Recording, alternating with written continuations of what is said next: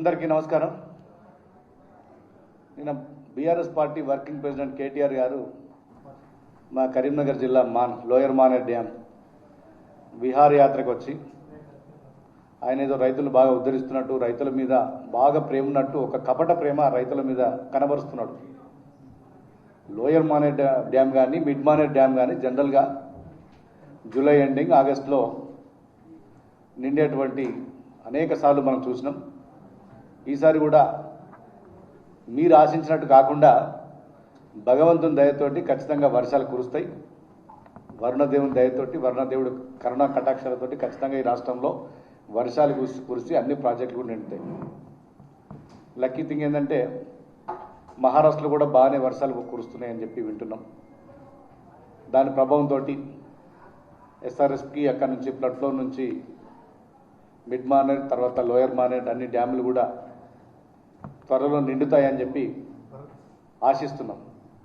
కానీ వీళ్ళకి ఎంతసేపు కేటీఆర్ గారికి, హరీష్ రావు గారికి ఈ రాష్ట్రంలో కరువు వస్తే బాగుండు, ప్రాజెక్టులు నిండకపోతే బాగుండు, ప్రజలు విలవిల్లాడితే బాగుండనటువంటి ఒక నెగటివ్ థింకింగ్ తోటి వాళ్ళు ఎక్కడికి పోయినా కూడా ఒక రైతుల్ని, ప్రజల్ని రెచ్చగొట్టే విధంగా వాళ్ళ ప్రవర్తన కానీ వాళ్ళ మాట తిరగడంది.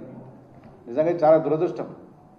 ఎవరైనా రైతులు ఒక నాయకుడు అనేటోడు, ప్రజల నుంచి ఎన్నికైనటువంటి నాయకులు కానీ పార్టీలు కానీ వర్షాలు మంచి కురవాలి, పంటలు బాగా పండాలి, రైతులు సుభిక్షంగా ఉండాలి, ప్రజలందరూ సంతోషంగా ఉండాలని కోరుకుంటారని చూసినాం. కానీ నిజంగా తెలంగాణ ఇట్లాంటి పార్టీ ఉండడం, ఇట్లాంటి నాయకులు ఉండడం చాలా దురదృష్టకరం. వీళ్ళు ఎంతసేపు ప్రజలు ఏ విధంగా బాధపడితే బాగుండు అనే ఆలోచన తప్ప ఇంకొకటి లేదు.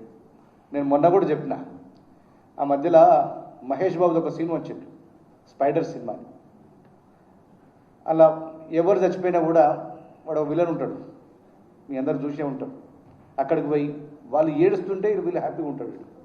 అట్లాంటి మైండ్ సెట్ ఇలా కేటీఆర్ది, హరీష్ రావుది కనబడుతుంది. నిజంగా వాళ్ళు ఎప్పుడు కూడా ఈ రాష్ట్రం బాగుండాలి, రాష్ట్ర ప్రజలు బాగుండాలి ఏనాడు కోరుకుంటలేదు. ఇంతసేపు ఈ రాష్ట్రం ఏదో జరిగిపోవాలి, దాంట్లో మేము రాజకీయ లబ్ధి పొందాలనే ఆలోచన తప్ప మంచి ఏనాడు కోరుకోవట్లేదు.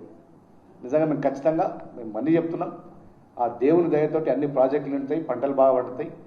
మీరు కోరుకున్నట్టు ఏది జరగదు. ఇలా సీఎం రేవంత్ రెడ్డి గారిని పట్టుకొని హిట్లర్లా ప్రవర్తిస్తున్నట్టు. మీరు కదా హిట్లర్ లాంటి పరిపాలన చేసిరని చెప్పి, ఒక ఫాసిస్ట్ పరిపాలన చేసిరని చెప్పి 10 సంవత్సరాలు మీ పరిపాలన ఇక చాలు అని చెప్పి ప్రజలు విసిగి వేసారి ఇలా కాంగ్రెస్ పార్టీని మా ముఖ్యమంత్రి రేవంత్ రెడ్డి గారిని గెలిపించారు. మీది ఫాసిస్ట్ పాలన అయితే మా రేవంత్ రెడ్డి గారిది హ్యూమనిస్ట్ పాలన. ఇలా ప్రతి వర్గం కూడా సంతోషంగా తెలంగాణ ప్రజలు ఇలా ఉంటున్నారు.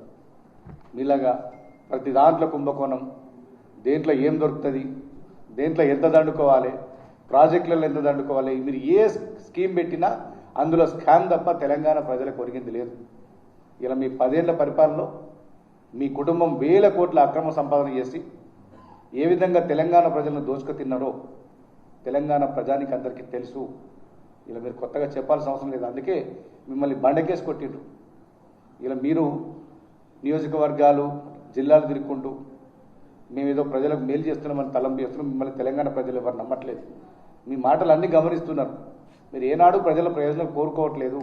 ఎంతసేపు మీరు రేవంత్ రెడ్డి గారిని ఏ విధంగా బదనాం చేయాలి, ఈ ప్రభుత్వాన్ని ఏ విధంగా అప్రతిష్ట పాలు చేయాలి అనే ఒక ఆలోచన తప్ప మీకు ఏనాడు కూడా ప్రజల సంక్షేమం మీకు పట్టట్లేదు.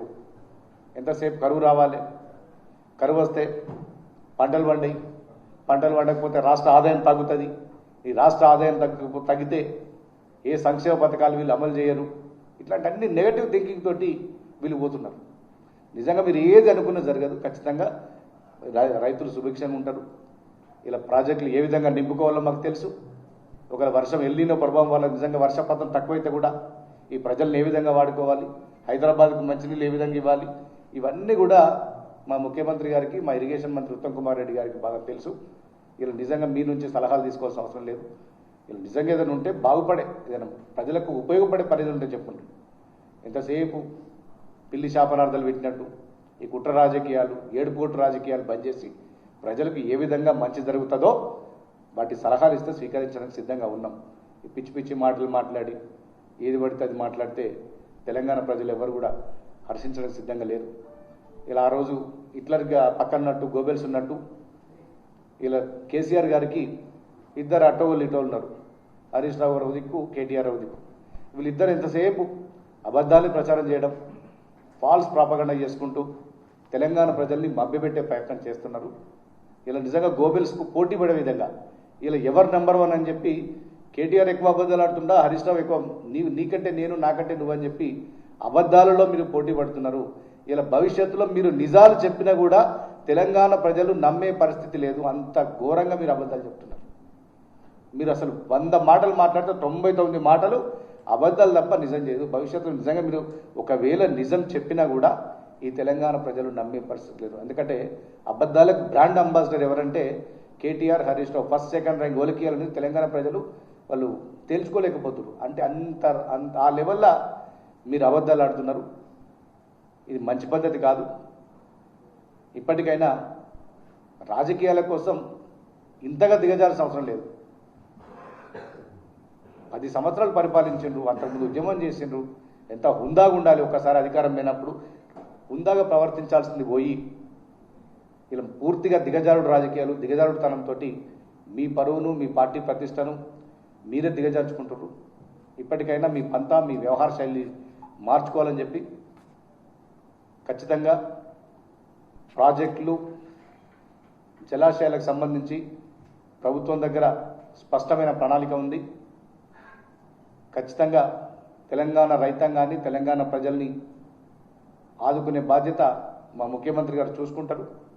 మా ముఖ్యమంత్రి గారు దూరదృష్టి ఉన్నటువంటి నాయకుడు, మీలాగా దండుకునే నాయకుడు కాదు. ఖచ్చితంగా రాష్ట్ర ప్రయోజనాల విషయంలో, రాష్ట్ర ప్రజలకు సంబంధించి ఏ విషయంలో కూడా రాజీ పడకుండా ఖచ్చితంగా ప్రజల్ని కాపాడుకునే బాధ్యత ఈ ప్రభుత్వం తీసుకుంటుంది. Thank you.